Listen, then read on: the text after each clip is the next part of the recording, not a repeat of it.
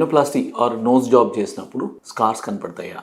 అంటే మనం రైనోప్లాస్టీ చేసినప్పుడు షేప్ చేంజ్ చేసినప్పుడు డైరెక్ట్గా ముక్కు మీద లైన్ ఇస్తామా, స్కార్ కట్ చేసేస్తామా?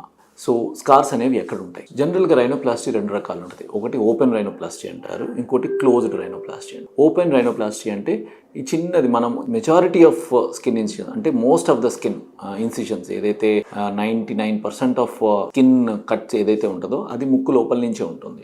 ఒక కాలుమెల్ల అంటే నెసల్ ఈ చిన్న టిప్ ఉంటుంది ఇక్కడ ఈ ఏరియాలో. ఆ కాలుమెల్ల మీద ఒక చిన్న ఇన్సిషన్ ఉంటుందన్నమాట. అది కంప్లీట్ చేయడానికి రెండు నాస్ట్రిల్స్ కనెక్ట్ చేయడానికి ఆ చిన్న ఇన్సిషన్ ఉంటుంది.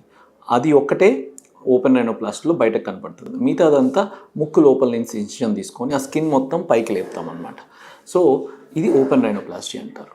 సో దీంట్లో స్కార్ అనేది కనిపించేది ఓన్లీ ఆ చిన్న కాలుమెల్ల రీజన్. కాలుమెల్ల అంటే ఈ చిన్న పార్ట్ దగ్గర స్కార్ కనపడుతుంది అనమాట.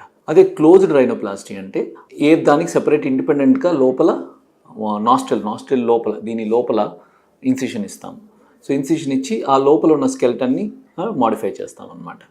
సో ఇలా రెండు రకాల రైనోప్లాస్టీస్ వాడతాము.